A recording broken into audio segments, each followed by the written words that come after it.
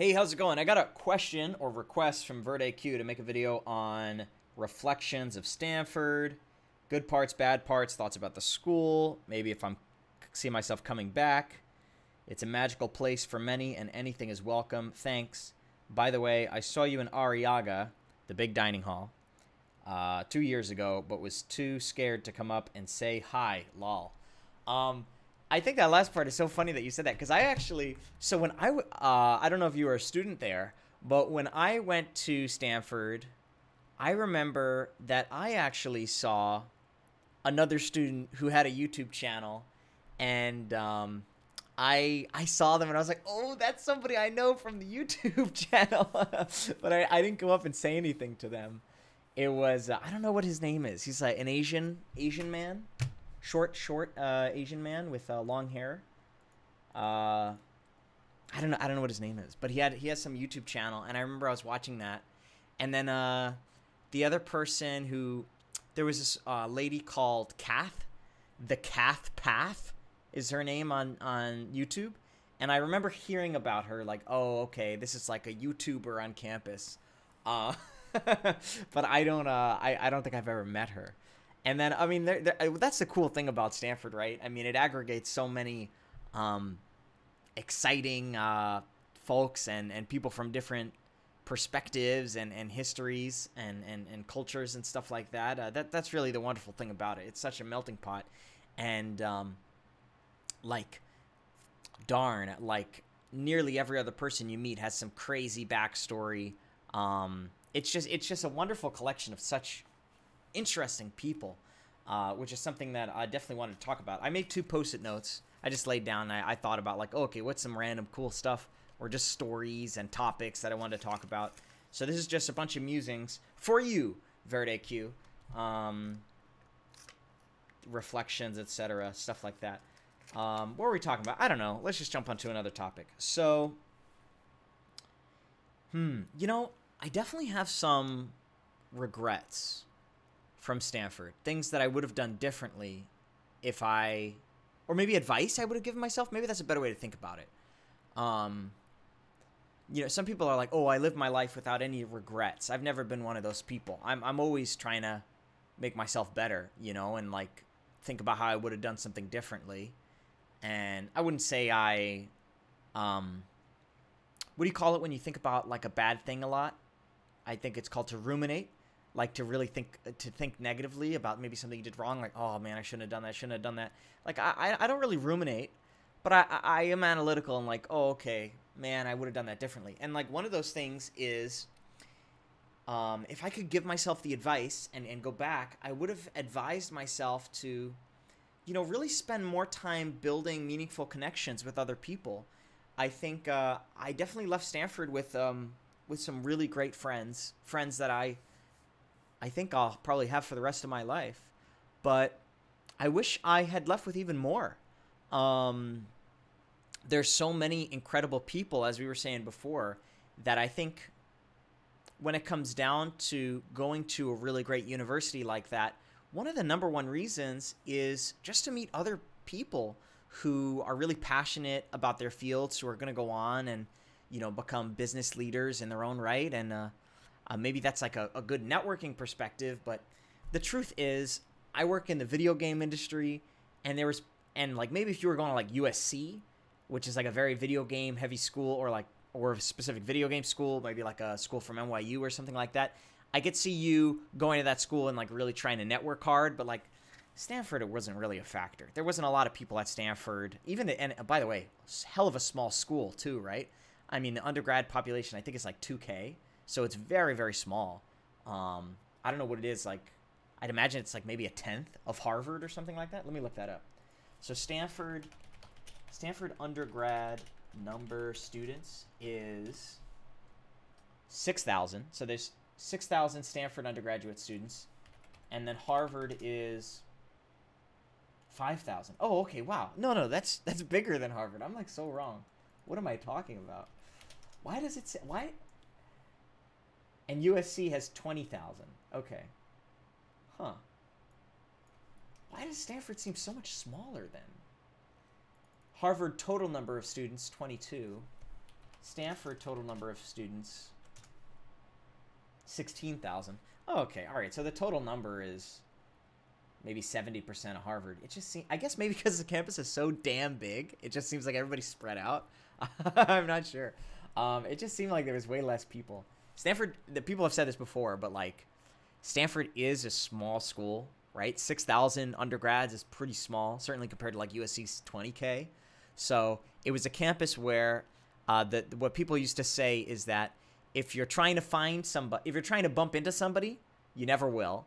And that if you're trying to avoid somebody, you're going to keep bumping into them, which is like very true. I remember, man, you have to be careful with your dating life too. I'll say at Stanford, because I feel like, especially if you're dating somebody in your degree, like I dated this woman who was in my grade, I guess, or maybe she wasn't in my grade. Maybe she was a grade above me. I'm not sure, but you know what? With the weird thing with college is it's like so people take breaks and stuff. So somebody like especially you know you'd be in a class like with somebody from the military, and they might be like 5 years older than you, but you're at the same level like academically,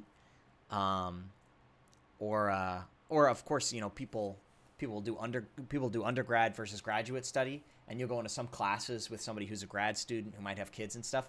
I remember that I took a class at what was it, like a computer graphics class, and my partner worked at Apple. Isn't that crazy? Like, so I'm just like some student working on my thing, and then my partner is like a professional engineer from Apple. I was like, wow, like that guy is good. Like that's a good person to have on your homework assignment, right? So so that was like enjoyable. Anyways, I was talking about this lady, and so I dated her. And then, unfortunately, we broke up, though it was probably for the better. And so then later on, she was in my class. And so that was, like, awkward. Like, oh, no, there's, like, somebody else in the same lecture hall who's, like, your ex. And it's, like, and she, you know, she was the kind of person who's, like, not cool with their exes, right? Who, like, doesn't want to talk or anything. So, so you want to be respectful of that, right? You don't want to, like, you don't want to sit next to them and, like, you know, create a situation. So I think there could be some drama there, and just because the school is so small, right? It's kind of like growing up in a small town. Like, if you go to a school with like 1,000 kids and like, I don't know, just, you know how it is, small town stuff. Lots of cool people, and then you know, lots of people who are not cool. That's for sure. I definitely dealt with a lot of awesome people, a lot of you know, just because people are brilliant doesn't mean they're good-hearted. So I think you gotta, I think it's great to choose friends, but you gotta also choose your friends wisely, as always. That's very important, right? I unfortunately, I joined this club when I was in Stanford. It's called the Space Club. I forget the name, but it's something about like space and rocketry. And I had joined because basically I just wanted to, I joined as a senior just because I felt like it was a really cool club on campus. And oh my gosh, is it a cool club? Maybe it's called Basis. I'm not sure exactly. But oh, it's called Space something. Damn, I can't remember. But I joined this club, and if you haven't been to that club, definitely talk to somebody who's at the Space Club at Stanford and ask them to show you the lair, because they have this underground bunker. Okay, it is huge. It's incredible, and it's completely underground. You would never visit it if you hadn't gone to the specific club, and it's so cool to like go to their little enclave where there's always somebody working with a soldering iron on like some crazy rocketry thing. They build weather balloons and just actual rockets there, I understand. And I had joined as just a like a community liaison. I was supposed to throw like get-togethers and parties to try and foster community. And man, this is the only time this has happened to me in my life, at least that I know of, right? But somebody was just really racist to me, and so I haven't. I mean, so obviously I'm pretty white passing, right? I mean, I'm Hispanic, but white Hispanic, right? Which is always a weird thing in itself, right? Because like all these surveys these days, they'll ask you like, oh, okay, what's your race? And then like they'll just be like, or are you Hispanic? Like they'll just be like, are you white or black or Hispanic? Which is always an interesting thing, right? Because the Hispanic culture. So I'm specific. I'm Cuban, and in Cuba, certainly there was a big race divide, right? There was, you could be a white Cuban or a black Cuban, and that's a very different thing. My grandfather, when he was serving time for he went to jail for my grandfather went to jail for petitioning against the government, who, as you may know, is the communist and not very nice. And he always said to me like, oh, it was very impactful because when I was, they forced me to work in the fields as part of my jail time. Basically, you had to do like manual labor. And he said that his sort of like the overseer for his for the fellow criminals, let's say, but really, I mean, it's political prisoners, right? So this overlord was a black man, and he said, he had such compassion for people who had a different skin color than him, because this black man was so compassionate in controlling where he did his his forced labor, and I think compassion is really important to me, and it always has been. I think, but unfortunately, I met this person who was very deeply hurt. It was clear, because I didn't know exactly why it was happening at the time, and then later on somebody explained it to me. A friend of mine who I'll call Robert. That's not his real name. And basically the way he explained it to me was that this lady had I think she may have had an abusive relationship with a white person, and so she just felt very uncomfortable being around other white men. So that was kind of like basically she just didn't feel comfortable around white people, and she felt uncomfortable with me being like the community leader. And so based on my race alone, she said that she didn't want me to be part of the club, which was really devastating. And like Robert, he consoled me, and he's like, this is a horrible thing, but she's a really important person in the organization, like a vice president or something. And so we're gonna have to let you go, which was just devastating, right? Because you knew it wasn't the right thing. And he said, look, this isn't the right thing, but this is what I have to do. And that was pretty brutal, man. I definitely well, I don't know. I mean, it sucks, right? It just sucks when somebody judges you based on something like that. So yeah, like there's some really great people, and then I think there's other people who maybe carry demons. I wouldn't say anybody's maybe a bad person, but maybe people do bad things, right? Just because of external factors, really. I joined so I wanted to talk about like the fraternities and stuff like that. So I never joined like a housed fraternity, but I did join a fraternity called Los Hermanos. I don't think it's called a fraternity. I think it's called a brotherhood, which is I frankly probably the same thing, right? But it was an organization. It's not like separate from like Stanford. It's like it's its own organization within, like, I forget what you call them. Maybe it's called NSO, non-student organization. Oh no, that can't be right. It was a student organization. I forgot what the acronym is. But so it did have it was open to men and women, and I mean people of all genders for that matter. But I think we had some women join in my last year. But when I joined, it was just men, and I think historically it had been just men for the most part. And so I was able to join that. It was called Los Hermanos de Stanford, and that was really rewarding. I really enjoyed that, particularly because, and I think for a lot of folks, it was a way to engage with our Hispanic culture. There was there was people in the club who weren't Hispanic, but for the most part, everybody was. And so I think I really appreciated that. We would do these. We'd have a meeting every week, and then randomly, one of the members would be selected to talk about their lives. And you would talk about your academic life, your family, and your love life. And, you know, just talk as honestly as possible. And I feel like some of the best, I mean, like some of the most honest conversations and I mean, it's kind of like a monologue, right? But I feel like, you know, we would ask questions to the people after they talked about their lives, and then they would respond. And I feel like some of the most honest conversations I had were through this fraternity, which wasn't really a fraternity. And speaking to people and learning about their perspectives and what it was like to grow up where they did, with the culture that they did. I really appreciated that experience. Another really great like bonding experience for me was this trip called SPOT. It stands for, man, they love their acronyms at Stanford, man. You probably already know this. But SPOT, what did that stand for? Student Pre-Orientation Trip, I think. Is that it? And it was a camping trip that you could take if you were going to become a freshman. And man, I was so excited to go on this camping trip because I'm an Eagle Scout. So I'd done, you know, camping before. And man, there's so many funny stories I have from that trip, and so many amazing people I met. I had a really good time on that trip.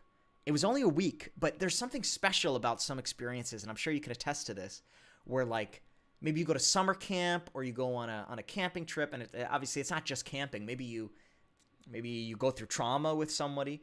You know, a lot you can, or maybe you go on a road trip with somebody.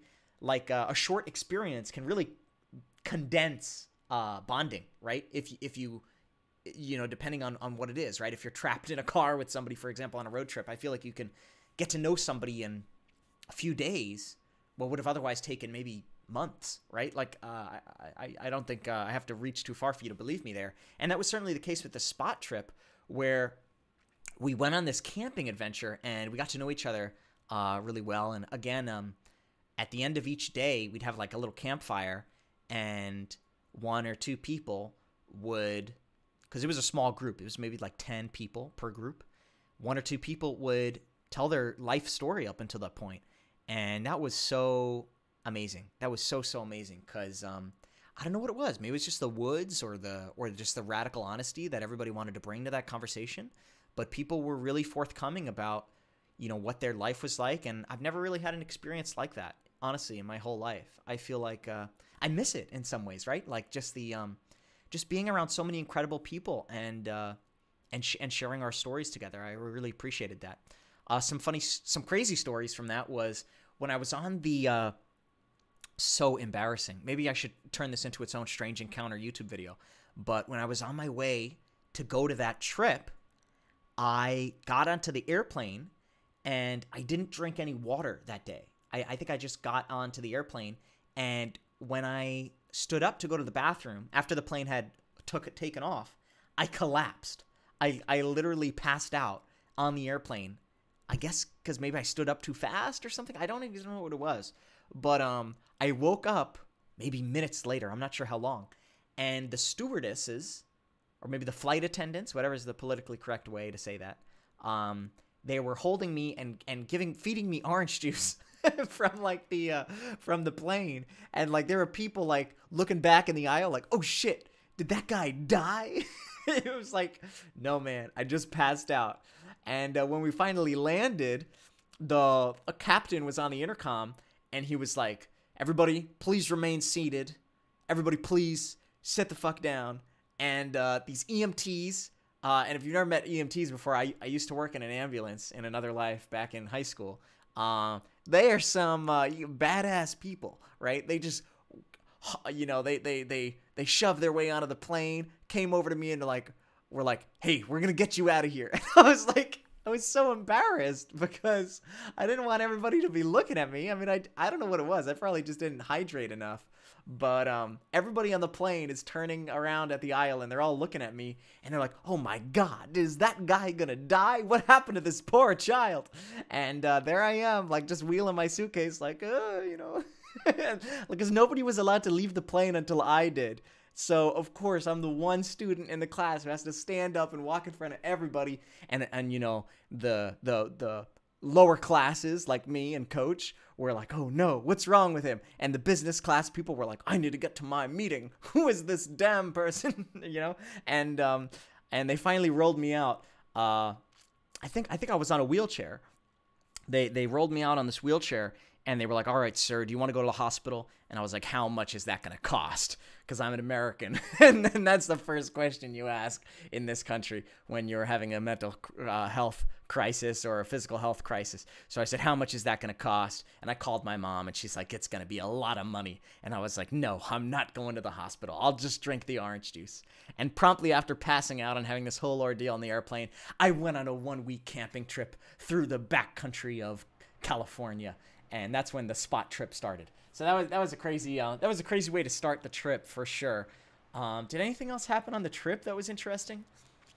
Oh, I remember you had to fill out this survey before you went on the camping trip, and they asked, you know, what is your current physical ability? Because they wanted to judge sort of, you know, the kind of people they were getting on this trip. And I remember I entered into the thing. I said, because I'm a really lazy guy, and my friends, you know, I've always been athletic, but my friends will say to you like, oh, Matthew, he's very lazy. I remember in wrestling in high school, when I would wrestle my teammate Tom, I would say, okay, let's do slow. I would say, let's do slow wrestling, okay? And it wasn't anything romantic, I promise. But basically, we would just wrestle at like 50% speed. And I would say, you know, it's like for me to get the form perfect. And I think to some degree that was true. And there's some times when you want to do that. But for the most part, it may have just been because I was lazy. And I didn't want to do normal speed wrestling. And I think Tom Kenny can attest to that. My good friend from high school. But anyway, so I responded on the survey. I'm like, my physical fitness ability is I am a sack of potatoes. And so I said, I'm a sack of potatoes. And I get to this trip, and the lady, you have 2 guides on the trip. And I remember the guy, I don't remember her name. It started with an H. I'll say it was Hayden. She's like, are you Matthew O'Connell? This is before I changed my name in college, right? And I'm like, yes, that's me. And she's like, I think she expected me to be like morbidly obese, because I had said I was a pack of potatoes. But she's like, oh, okay. And she explained to me later that she was like very shocked that I was a little bit more skinny, just because she thought I was gonna. She was like, because she had read this in the form, right? So she was like, oh, okay, how am I gonna deal with this? This is gonna be a real situation. So she was like trying to prepare for that. All right, silly story. What else can we talk about here? Okay, regrets. I have a regret from Stanford. Yeah, I do regret not having met more people, because I feel like there's just so many great experiences, and maybe I should have rushed like Phi Psi or something. This is like a fraternity known for like really geeky guys. But I thought it'd be nice to, whatever. But anyways, so I think that's definitely something. But one of the things that I definitely regret was I had a real privilege to work for Stanford for 2 quarters. I taught a course called CS 146, Introduction to Game Development. And you could Google that and find our course website. And man, I worked so hard on this course. And, well, I'll talk about that in a second. But one of the things that happened during that course was I had a student who came to me who had misunderstood the assignment. You know, they worked really hard, but they didn't quite follow the instructions. And they really wanted to get a good score nonetheless. And I was very strict in this course. And I basically said, no, I can't give you partial credit because the assignment was the assignment, you know, and you didn't understand it. But I wish I had done that differently. You know, I really feel I'm not explaining it very well, and it's not worth explaining in detail. But suffice it to say, like, they didn't do the assignment exactly right. And I wish I would have had more leniency there. I think being a new teacher, a new proctor, maybe I wasn't very secure with myself, so maybe I felt like I needed to have a firm stance about whether or not something is like correct or incorrect. But I feel like that was not the right thing to do. I really regret that, and I wish I would have had more clemency. Is that the right word? Let me look that up. Clemency. Yeah, that's the word. I wish I had more clemency for this student because, yeah, I don't know. I think the severity of that punishment was too strong, and I really did not like the teaching at Stanford. I have to say that, and this is probably the reason, because you asked me, do I want to go back, and the answer is no. I don't want to go back to Stanford. I definitely would be interested in maybe proctoring again or lecturing at Stanford, but I certainly want to study there, and we could talk about that for a while, but there's a lot of, I mean, Stanford is a very unique school, right, versus other schools, particularly Ivy League schools, in that it's very, very it's very, very collaborative. I'll say that. I was going to say non-competitive, but that's not the case. Stanford is very competitive, but it's also collaborative. Like, it's like you would think, oh, okay, these are opposites. Like, we're either competing or we're working together. But that's not really the case. It's very collaborative because, well, there's some classes that if you don't get a buddy on the assignments, you're going to get so fucked. Like, you really need to team up to fight these big monster assignments. But it's certainly competitive because your teams are fighting against each other, right? So it's like, yeah, it's collaborative for the team, but it's competitive for, like, the different teams versing each other. So that was a factor. And there was a lot of cheating, right? And there was this huge scandal that came. I mean, there was a lot of scandals when I was working there, when I was studying there. There was a lot of horrible things that happened. There was this teacher who was having sex with his students, which was like a big thing. There was a whole bunch of students were found cheating on their homework assignments. So I think like it was like 70% of the class or something crazy like that. So they like couldn't even fail them. Otherwise the whole class would fail or something like that. So I don't even know what they did for that situation, but it was a mess. And then there was another, and then there was a student who committed suicide during, while I was there as well, because I think the workload was just so heavy. So a lot of crazy shit happened. You know, it's definitely not all roses. I know you say it's a magical place, and it is, right? It is, man. It was. There's so many amazing people there, right? But it was still, you know, there was still some really bad stuff at the same time. And of course, Brock Turner happened just the year before I got there, right? This is a famous rape case where these two students were extremely inebriated, and you know, there was a court case against them, right? And Malcolm Gladwell has a really good breakdown of this, because it was like, oh, okay, man, I don't want to get too political because I know people are really sensitive about that whole situation. But suffice it to say, it was a mess. It was a real mess. And then oh my God, there was so many terrible things. I don't want to get into it. But what were we talking about? I forgot. The classes, yeah, they're really collaborative because they gotta be, right? Like, you really have to team up on some of these assignments. But I didn't like the assignments. I really didn't. I have to say that not all classes were created equal. And there's a big difference there, because there was professors who had research appointments at the university, and it's a research university, right? The vast majority of students. I said there were 16,000 students, and 4,000 of those were undergraduate, which means what? That's 1/4 of the student body. So 3/4 of the student body are graduate students, which means a lot of it is research oriented and research led, master's studies and stuff like that, right? And so there was professors who were there, you know, primarily to do research, but who have to teach also, right? So they weren't like pro teachers. They were like pro researchers, if that makes sense.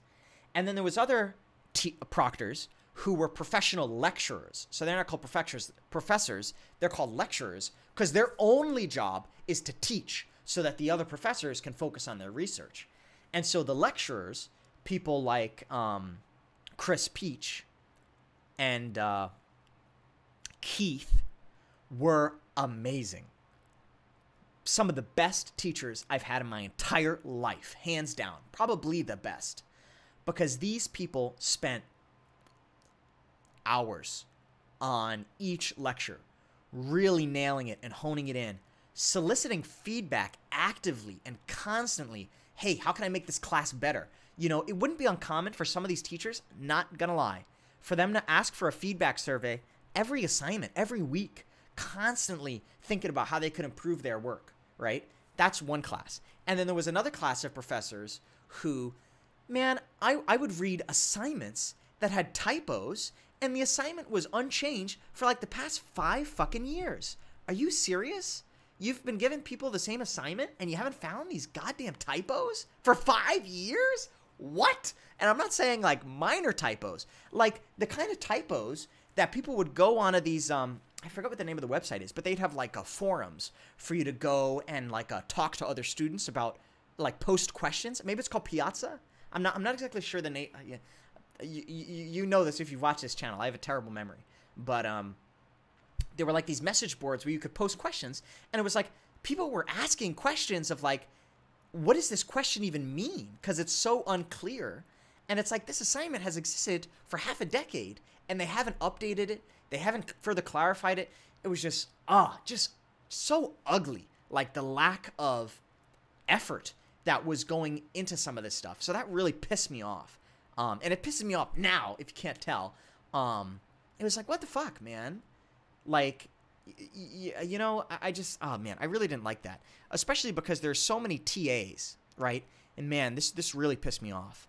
Where they had, so TAs, this is called teacher's assistant, where it's somebody who is working for the professor, basically, to like answer questions and stuff. So you like, if you're having trouble with your homework, you don't always go to the professor. In fact, the professor, as I said, are often a little aloof, and they're not maybe like really connected. Like I've had professors where you go to their office hours and they don't even know how to solve the problem assignments they gave because like they're like so disconnected. It's like it's a mess, right? like don't even get me started, right? But they would have these like office hours, okay? And so office hours is when you could come in with your homework assignment. So let's say the homework assignment is due Friday. They might have office hours on Monday and Thursday. Guess who's coming to office hours on Monday? Absolutely fucking no one. Guess who's coming to office hours on Thursday? Everybody, because everybody's doing the assignment on the last minute. You know it, right? So if you go to office hours on Monday, the teacher's assistant is like twiddling their thumbs, right? Just sitting there doing nothing or doing work probably for their other course, right? And I just feel like that was such wasted time. Like that teacher's assistant should have been entrusted to improve the assignments. Like I can't even fathom how better the assignments could be if the teacher's assistants who weren't actively answering questions because they're manning an office hour that no one's attending a graveyard could just improve the assignments. And man, I just, you know, I had honestly, I could talk about this for hours. How far? We're half an hour in. I don't know if this is what you wanted to talk about, like the logistics of it. You probably didn't want to know about this lame pedagogical stuff because I taught a class at Stanford, which is why I'm so invested in this stuff, because I saw like all the problems and like how I would have wanted to improve it. So maybe I'll just stop talking about it there. I feel like I've bored you. But there was other professors, right, who were just incredible. It was not uncommon to be in a class where the professor invented the thing that you were talking about or wrote the textbook. That certainly happened, right? Because they want you to buy their textbook, right? But I remember I had a professor. I mean, I studied under Dr. Dement, who founded the research of sleep study. That was amazing. The fact that he was in my class right next to me and you could go up to him and ask a question. Not that I did, but he literally did the first research of like what it means to dream. And I took Sleep and Dreams, an amazing course at Stanford. Highly recommend it. And this guy was like in the class. It was incredible, right? And then this is a little bit specific, but there's a data structure in computer science called red-black trees. And I studied my professor was the guy who invented red-black trees, which is like, that's huge, right? That's like people outside of computer science can't really appreciate that, but it was like, it was insane, right? Like that was the case. Just really incredible stuff. And I think that's one of the best things about, I said it before, but I'll say it again. Like the best thing about Stanford was the exposure to just iconoclasts. That's the really cool thing. People who have already made amazing careers and are now professors or otherwise, like Rami Sahimi, is that his name? I forget his name. The Rami Sahimi, I think is his name. The teacher at Stanford who does computer science, but he invented the spam feature that Google Gmail uses. I mean, just incredible.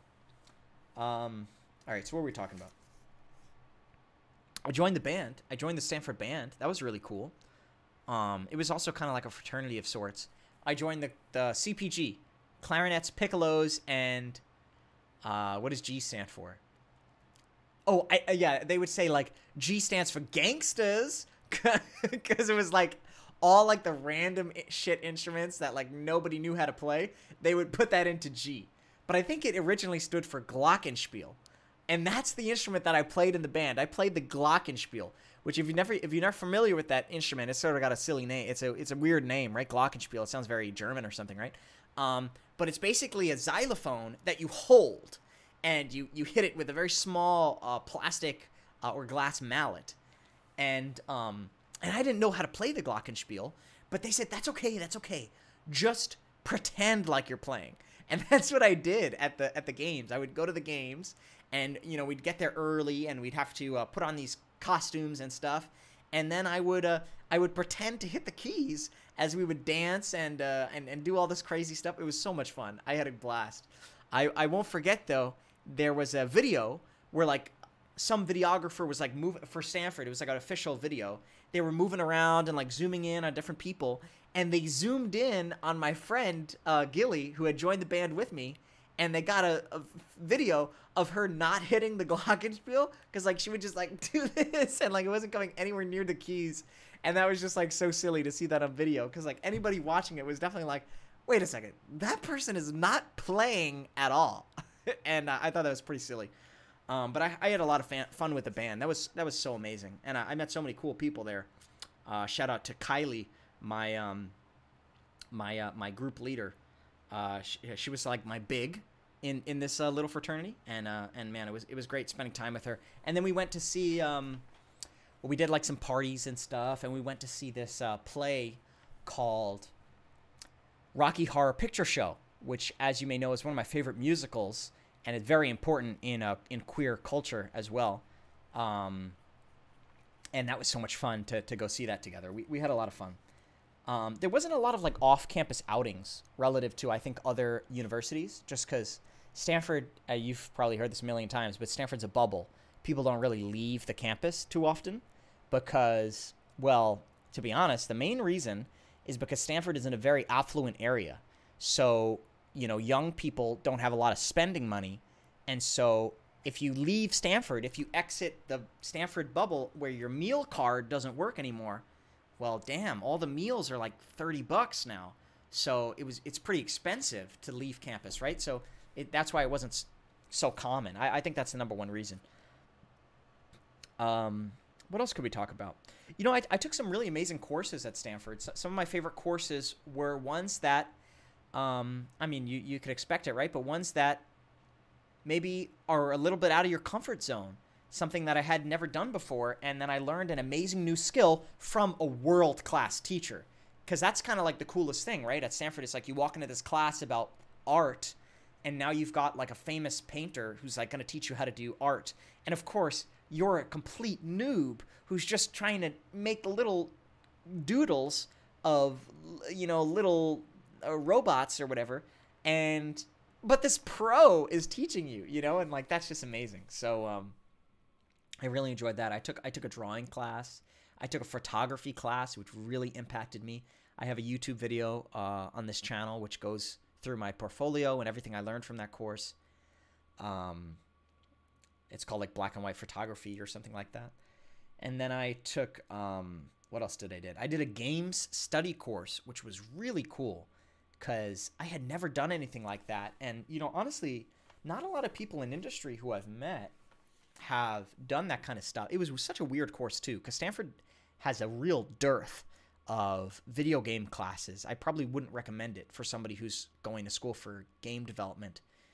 And, there was a lot of times where I regretted choosing Stanford, which maybe we'll talk about in a second.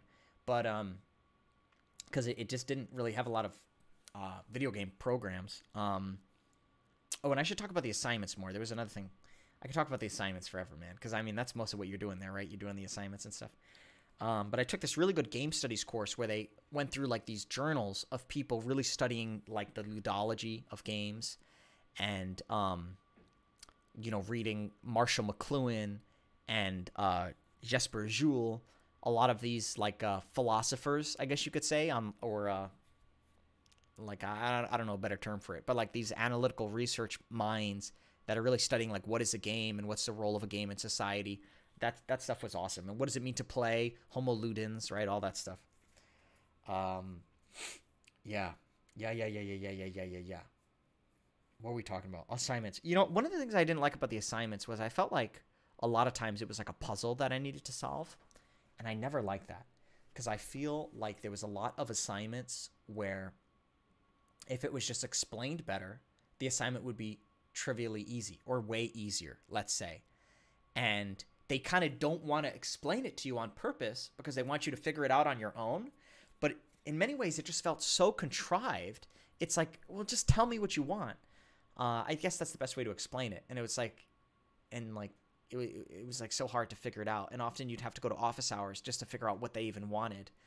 And I just felt like there were so many hours and hours, tens of hours, maybe hundreds of hours. I don't know. Yeah, probably hundreds of hours that I spent toiling on math and computer science problems, like trying to figure out what it is they even wanted, or like trying to like solve the puzzle, where I think if it was just explained in a different way, I could have learned so much better.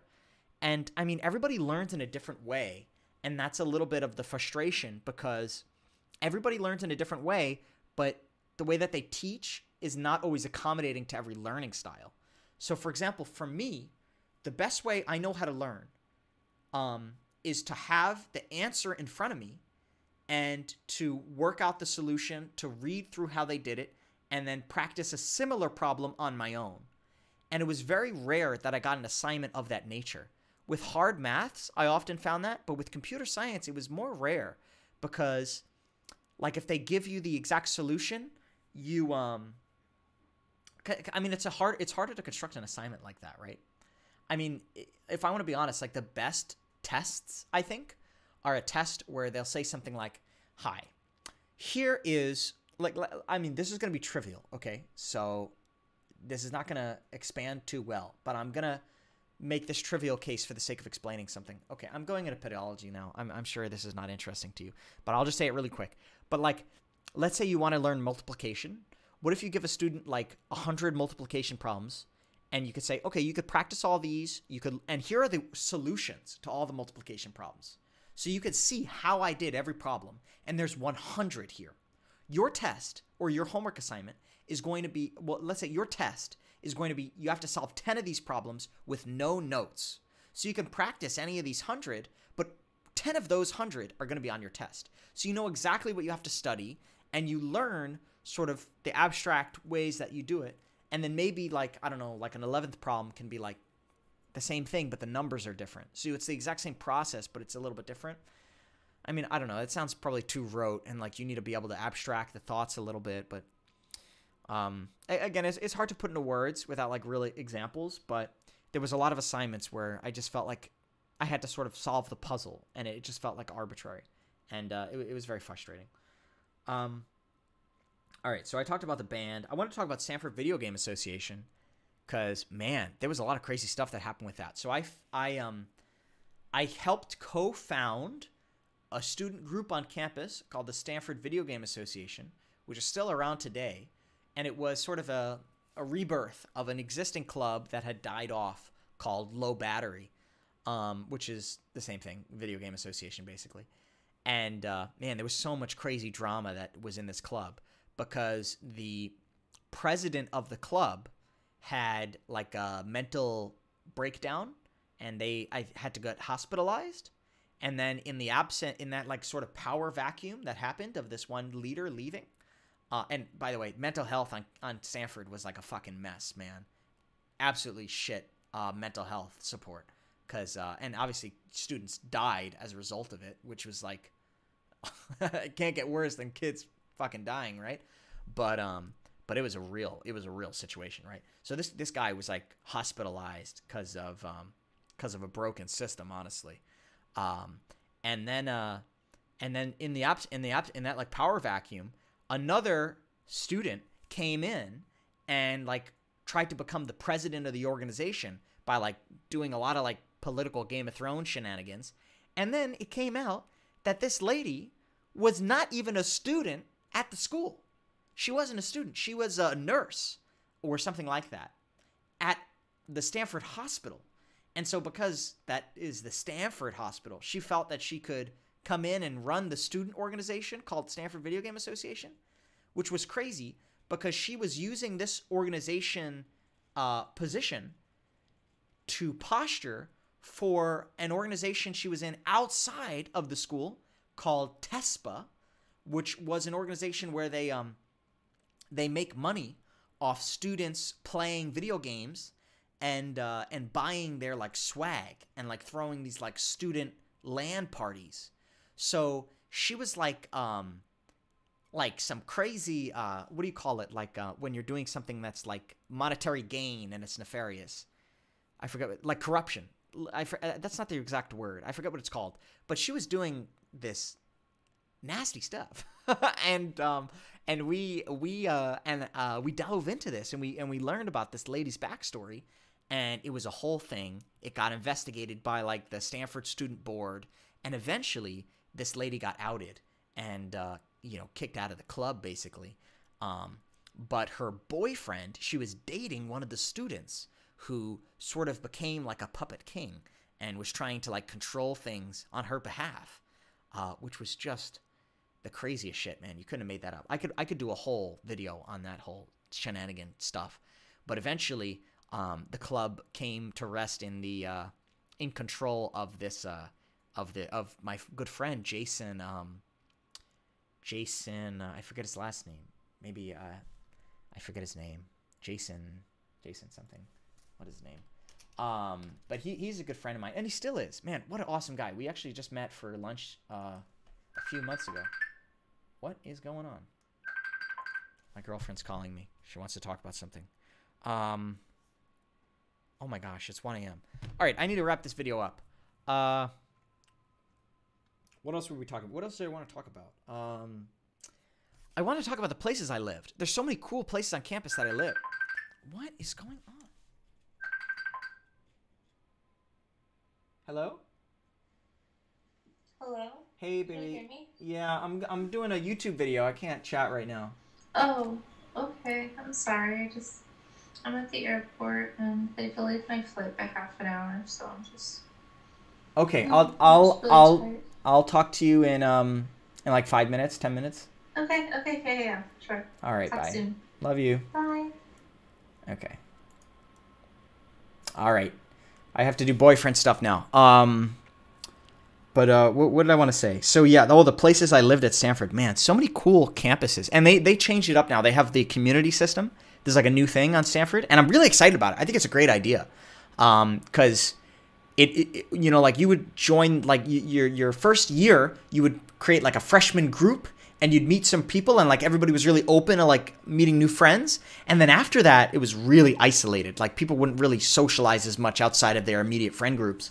So I was really grateful that they made that change. I hope it leads to some good changes on campus. But I don't know what people have said so far about that. But I went to Larkin. That was my frosh dorm, and that was so cool. I had such a good time there. Met a lot of crazy people. Some people who had some problems, but a lot of fun people too. A lot of good times were had. I remember one day we were all just, one of the best things about going to college. This is like a weird thing to say. It's like the best thing, but like there was always somebody awake. Does that make sense? Like you could go into the common room at like midnight or 1 a.m. and there would always be some people down in the common room, just like in like Harry Potter, where they have like the common room for like each house. Like you could go down into the house common room and there would be people who were like hanging out at like 2 a.m., like playing a game or watching football or usually doing homework, right? It's almost always that people are staying up to do homework and stuff like that. So I remember one time we all got together like some people were in the common room, and my friends were there, and I was like, folks, we are gonna go steam tunneling. And this is like a known thing on campus where they have a network of underground tunnels that that you can actually go into and like explore. And we did just that. So I can't say too much details, but there is some steam tunnels you can go in campus, and yeah, so I did some stuff about that. So I don't think I'm allowed to talk about it, but it was a lot of fun. Yeah, so I lived there. I lived in so many houses on campus. I lived in Robley, I think. Yeah, I lived in Robley, which I think is the most beautiful place on campus with all the cool ivy on the walls. And I lived in Terra, which I think that's like the queer campus, the queer house on campus. Maybe I'm getting the name wrong. But I lived in that place as well, which was very unique and interesting. Right, this was a house with that was clothing optional, which was, I've never done something like that before, so that was very, unique to be around that and experience that. And it was also it was very, being a sort of a queer house, it attracted very gender nonconformist people. So it was a lot of different perspectives and unique friendships that I formed in that experience. So that was really cool. And I also lived, where else did I live? I lived like everywhere, man, because I took so many gap years, or gap quarters rather, and then when I would return to campus, they'd put me in a new house. So that's why I lived in like, man, maybe like 8 places, like a lot of different houses. I can't remember any of the names right now. I'm terrible with this name stuff. But I really enjoyed like learning all the different communities, because like each house is very different. I lived on the row as well one year, which I didn't really enjoy. I didn't have a good time in that house, but there was some drama. But it was a lot of fun. So yeah, of course, a little bit of drama, right? But also a lot of fun times. You get the positives and negatives with this kind of stuff. What else do I want to talk about? Yeah, I think that's it. All right, so those are some reflections on Stanford, about an hour of them. So I hope that answered your question, or at least delighted you, because that was my goal, to tell you some interesting stories, my friend. What was your name again? Verde Q. And don't feel bad about not reaching out, because like I said, I did the same thing for that YouTuber, and then I did the same thing for Bill Gates when I saw him on campus. And if you haven't checked out that video, you should. Just search Matthew Ventures Strange Encounters Bill Gates, and you'll see the YouTube video about how I saw Bill Gates, but I didn't talk to him, and because I think his daughter went to my school, so he was probably just visiting for like parent teacher day or whatever the hell it was, right? So that's just a funny story if you want to watch another Stanford related YouTube video, and maybe I'll even put it right here. Maybe, can I do that? So this is the video about how I met Bill Gates. It's a cool video. Check it out. All right, I'll see you guys later.